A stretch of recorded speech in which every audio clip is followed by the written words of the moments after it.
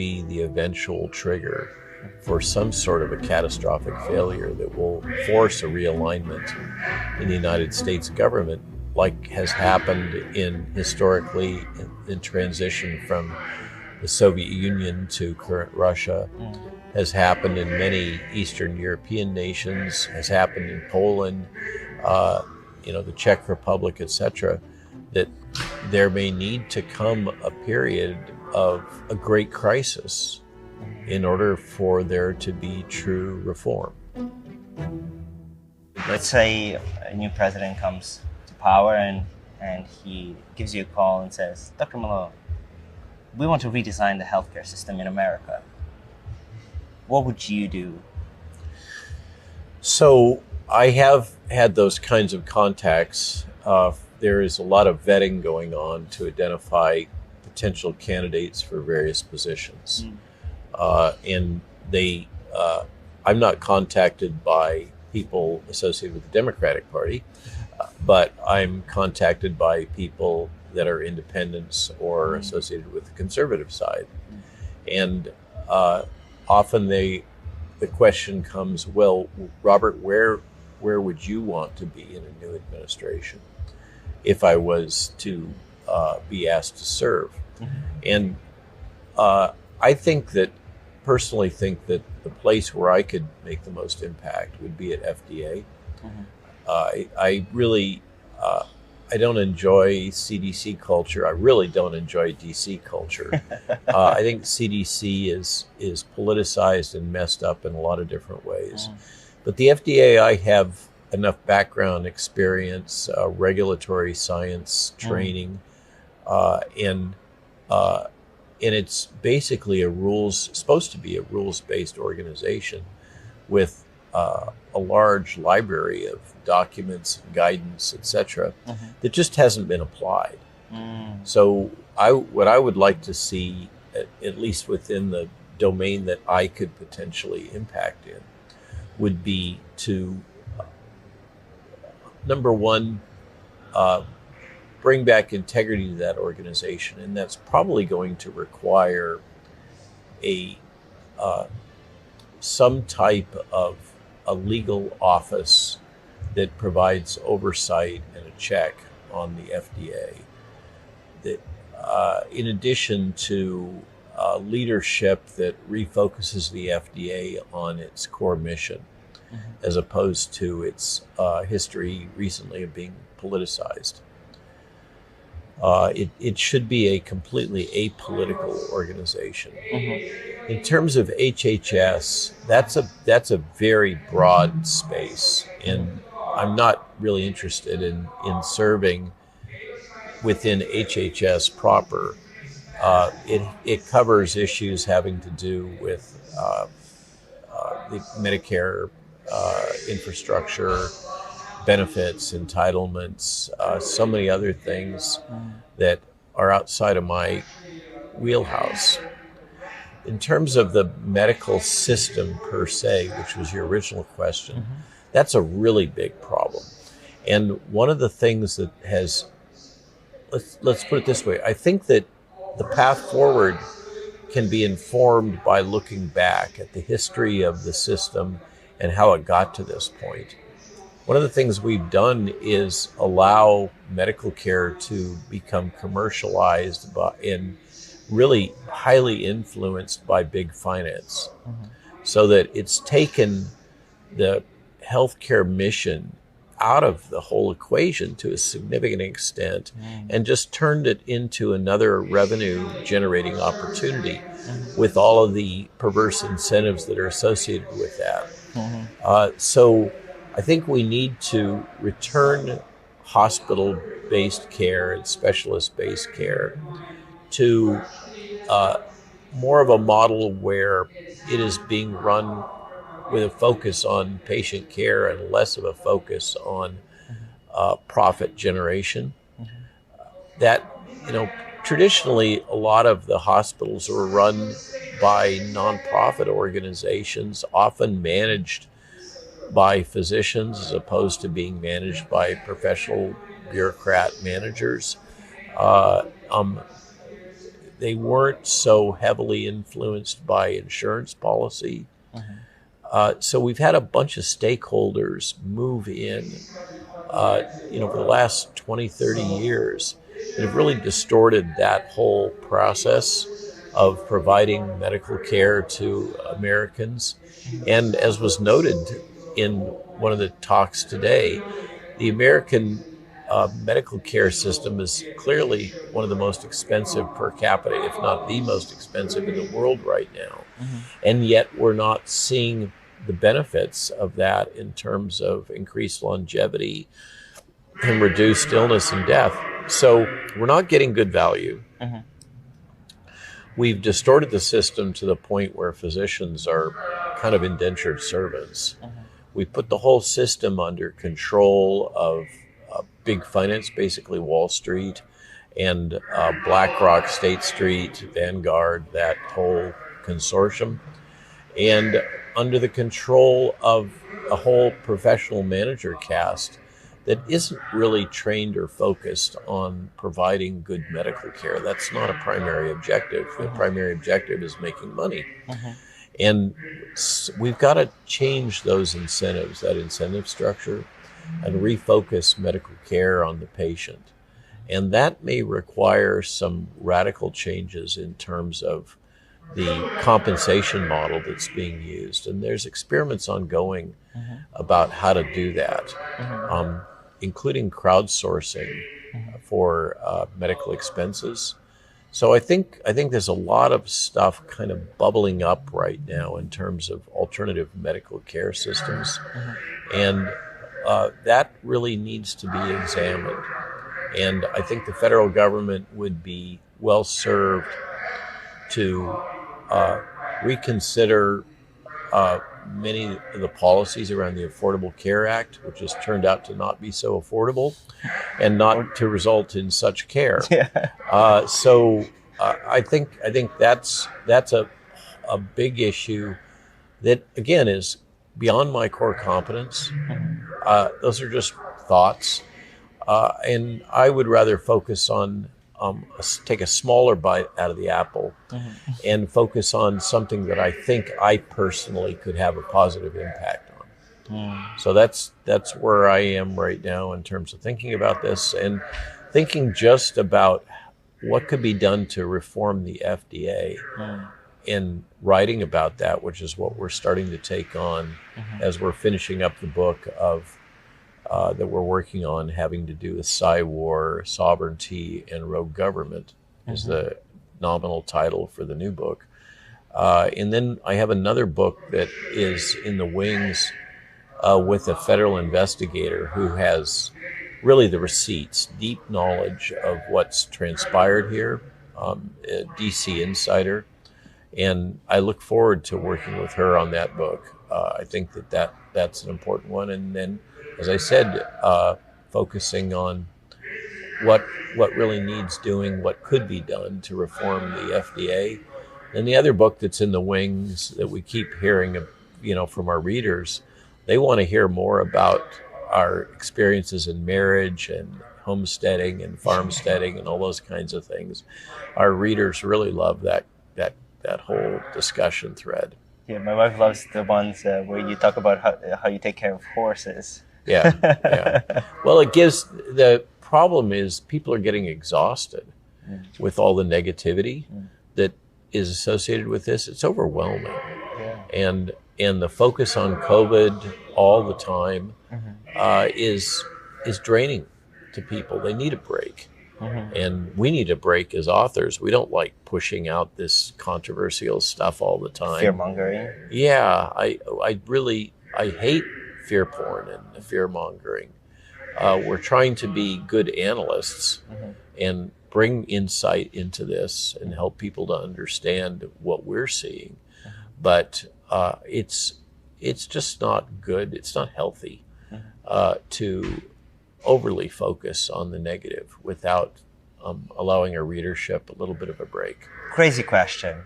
Is there a way we can build a golden bridge that all these government agencies that are not very looked at, not in a very positive light, can we build a golden bridge for them to walk back on so that we can rebuild them, restructure them, or maybe...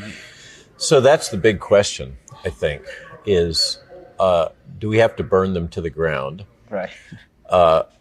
Can they be reformed? Right.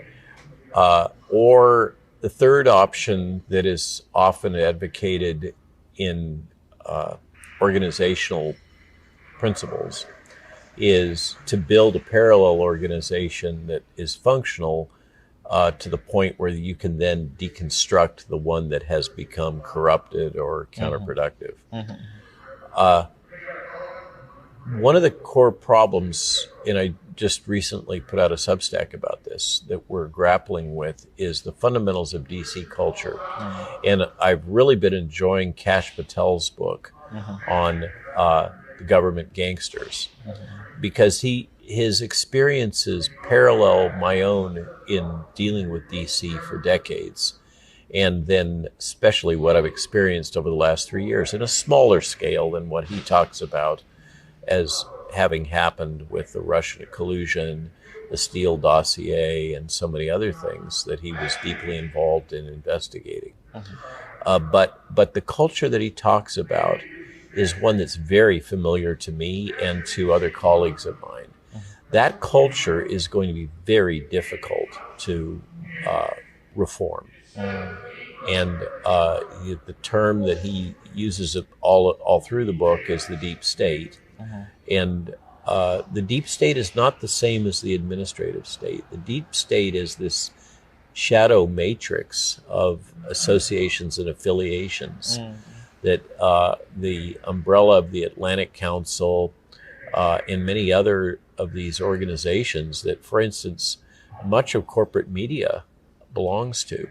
And we have, for instance, the clearly infiltration of the intelligence community into media.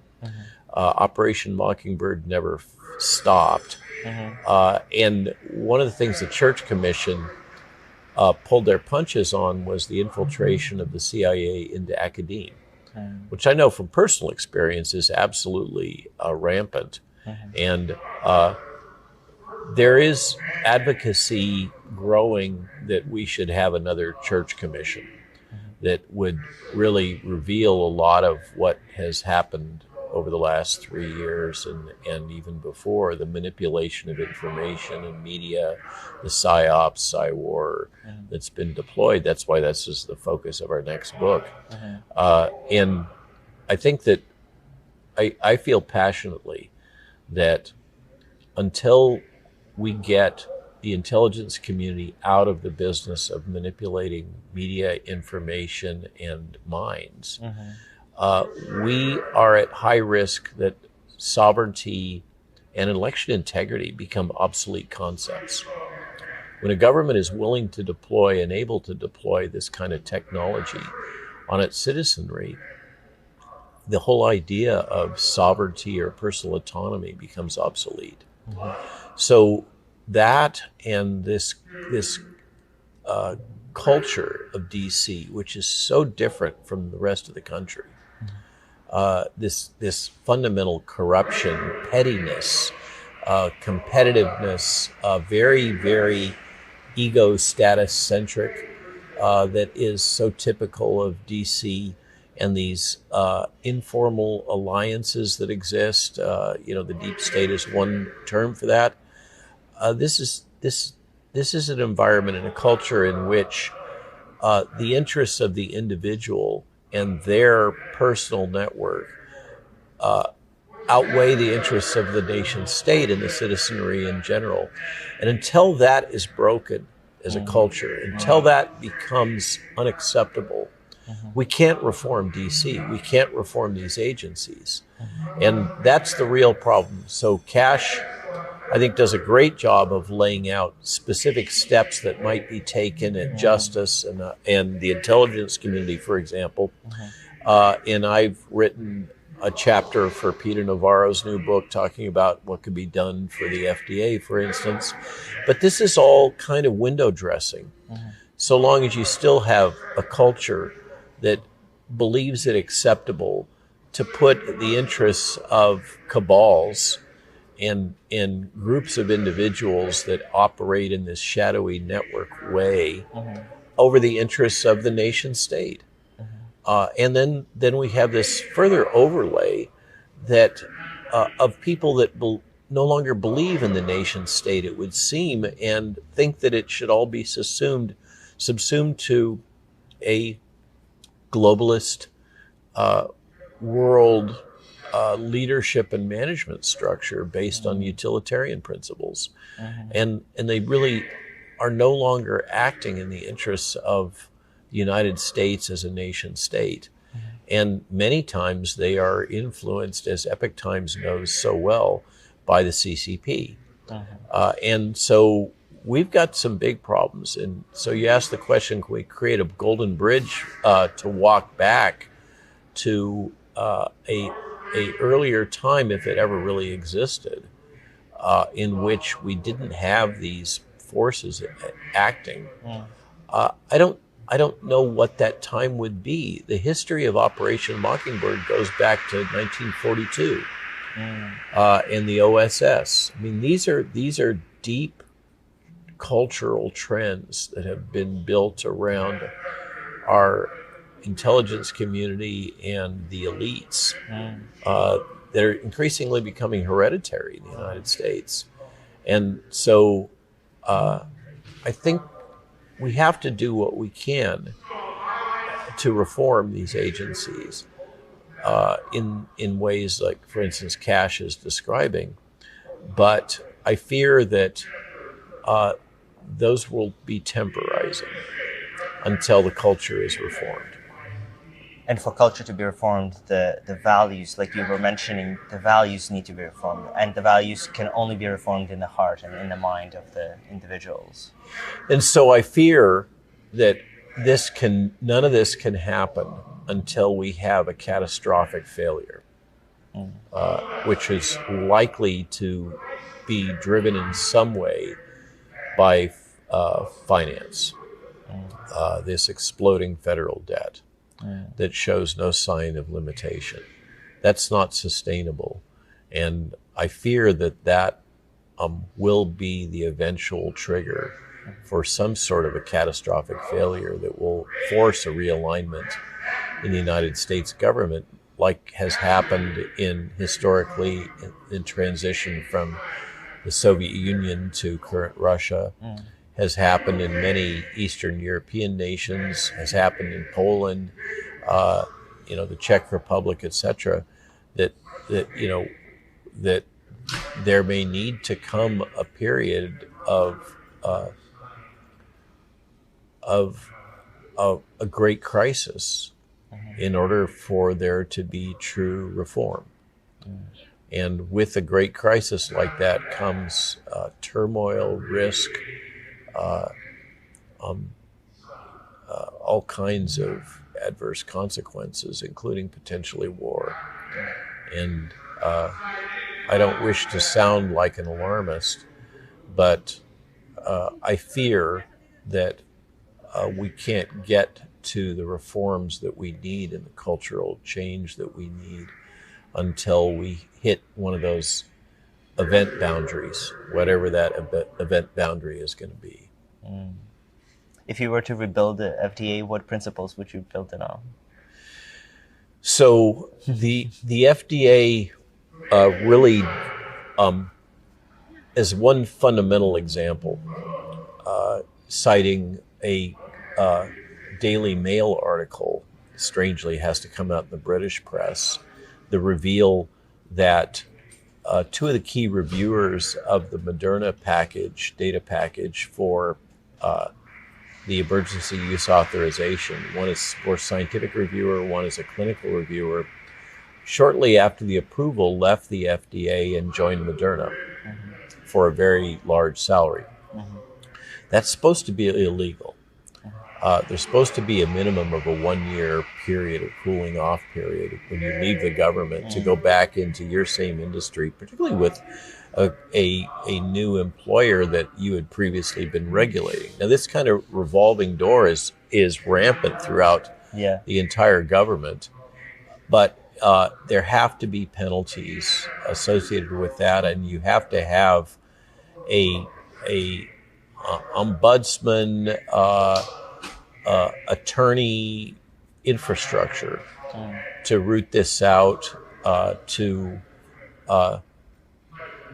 perform an audit of FDA compliance with law. There's also this fundamental problem of the FDA increasingly having been capitalized by pharma itself.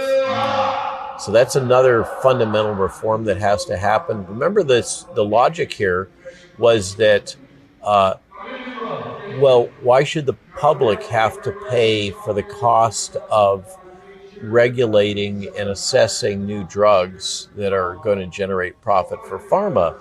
Why don't we get pharma to pay it? What could possibly go wrong? Okay, and we now know what could go wrong is that the FDA becomes a captive of its financier, which is pharma now.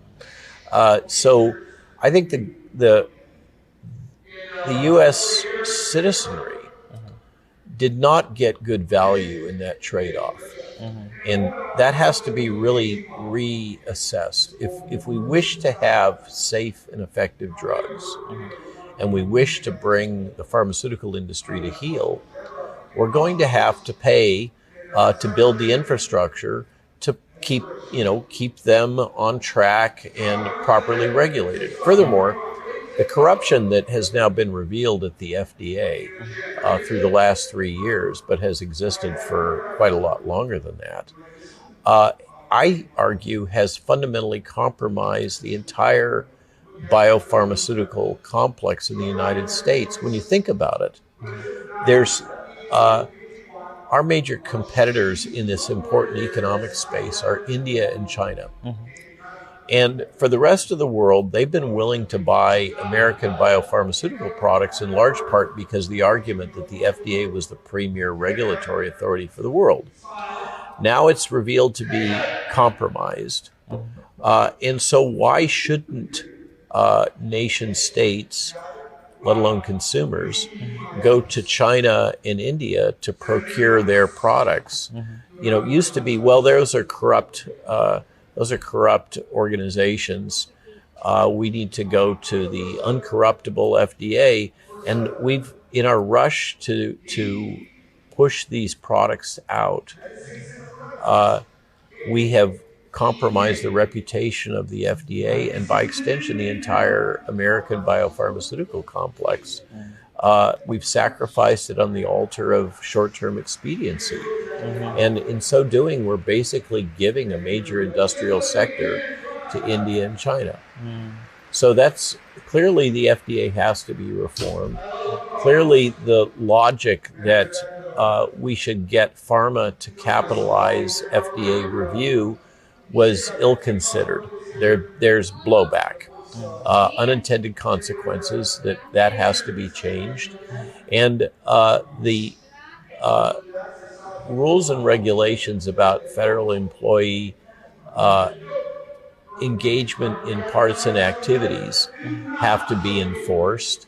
And the rules and regulations about shutting down this revolving door that exists across many federal agencies, but particularly the FDA, those have to be strengthened, which is a real challenge because you want to preserve the ability of somebody to have freedom in their employment, and yet allowing things as they are is compromising the public interest.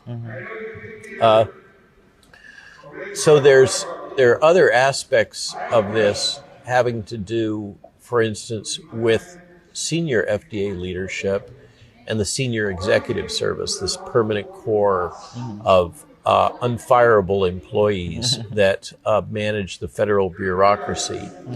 That has to be changed. And Mr. Trump's Schedule F proposal, where you would reassign all of these more senior employees to a new employment category that would allow the executive to hold them more as at-will employees and terminate them for cause without having to go through 2 years of legal backflips is another major reform. But that's on the punitive side. That's the stick. And there's the carrot to incentivize good behavior isn't there. I think we have to think a lot more about how to reward and acknowledge good behavior and integrity and truthfulness in FDA, CDC, and other regulatory activities, while also creating the stick, the ability to hold people accountable and terminate their employment that within the permanent bureaucracy. There's arisen this attitude that elected officials are just temporary employees, and the SES and the permanent bureaucracy are the ones that actually run the federal government, which is what gives rise to this whole elitist behavior that they really don't have to be accountable to the citizenry. They don't really have to be accountable for delivering products, delivering work product. They can afford to slow walk things and wait until a new administration comes in or whatever. That's got to stop, and that a lot of that has to do with employment policy. And the Senior Executive Service was created decades ago. It can be uncreated. Another core problem has to do with the legal position of the Chevron deference, which is currently, rumor has it, in this current court term, the Supreme Court may well take a shot at reforming that. So Chevron deference was put in place with a Supreme Court case in 1984 that it basically established that the administrative agencies were presumed to have expertise, to be the experts in their areas. And so this allowed this expansionism of basically unilateral non-legislative lawmaking, but it also is what enables the logic that when the FDA says that this is safe and effective, they get away with just saying it. They don't have to document it. They don't have to be subjected to outside review, etc. So Chevron deference is a core problem throughout the entire bureaucracy. And what's really happened is the legislature and the judiciary have delegated authority to the executive branch. And so that's why we now have this like executive branch on steroids that is dominating everything. Is because the legislature and the judiciary basically backed off and let them take it. That's not the proper balance of government that was built into the Constitution originally. There's supposed to be a dynamic tension all the time between the three branches of government. They're co-equal branches. So Chevron deference has got to be revisited. The employment rules have got to be revisited, such as with Schedule F. These perverse incentives, the nature of funding for the FDA, and Congress has got to insist on performing its audit and oversight function. Is the money being well spent? Are the work products consistent with what the intent was in the legislation that enabled the FDA in the first place? We also have to really look at this whole emergency use authorization process. It clearly is a setup for corruption. And it also is not, again, serving the public well. Public did not have informed consent. A lot of things were bypassed under the logic that we had an emergency, which in retrospect was not a particular public health emergency. And that was used to justify what in retrospect are clearly authoritarian policies, unilateral, arbitrary, and capricious behavior. And so that's another one that's really got to be revisited. And the FDA has to operate autonomously. in an apolitical fashion and not be infiltrated by the intelligence community with its agendas or the Department of Defense with its agendas. FDA has to operate and exist as an autonomous oversight function to ensure the purity, identity, potency of drugs, biologics, and food. And so there's a short list of FDA things. Great. Okay. Very sure.